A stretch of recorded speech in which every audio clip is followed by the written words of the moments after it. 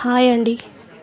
మనకు ఉన్న దాంట్లో కర్మను తొలగించుకొని పుణ్యం తెచ్చుకోవాలంటే నాకు తెలిసిన పద్ధతి ఏదన్నా ఉందంటే గోమాత సేవ.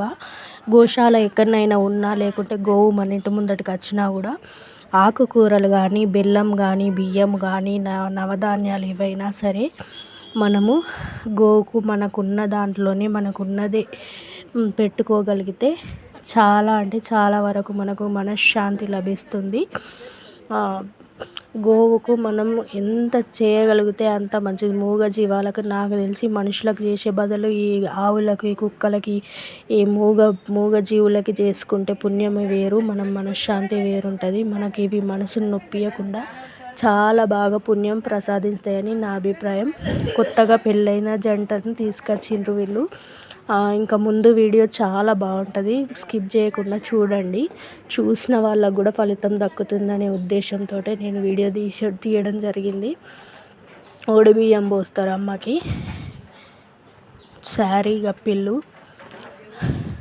ఇంకా 21 రోజులు మనం గోమాతను పూజ గదిలో పెట్టుకొని 21 రోజులు బెల్లం నైవేద్యం పెట్టి ఆ బెల్లాన్ని ఆవుకు తినిపించి ఎల్లో క్లాత్లో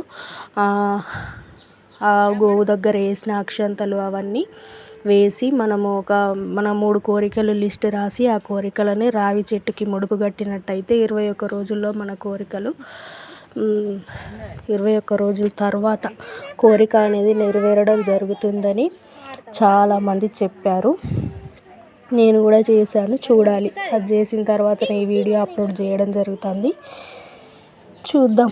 మీకేమన్నా అవసరం ఉంటే, మీ కోరికలు ఉంటే రాసి మీరు కూడా ట్రై చేయండి. చిన్న పాపలకు పెడితే ఎంత బాగుంటుందో బెల్లం కానీ ఇవి కానీ. చేతి నాకితే ఆ అదృష్టమే వేరట. చేతి నాకేలాగా తినిపించాలట. ధైర్యం ఉంటే అట్లా. చూడండి ఎంత బాగుందో. ఎల్లో కలర్ శారీ పెట్టి జాకెట్ పీసులు పెట్టిండ్రు, ఓడి బియ్యం పోసిండ్రు. అమ్మవారికి వేసినట్టుగానే పూజ చేసి అలంకరించిళ్ళు. మన స్తోమతకు తగ్గట్టు వేయచ్చు. వీళ్ళైతే బారసాలల కాడ నుంచి అన్నీ వేస్తారు. మనకి ఎట్లాగైతే ఉంటాయో అన్ని శ్రీమంతాలు, బారసాలలు అన్నీ వేస్తారు.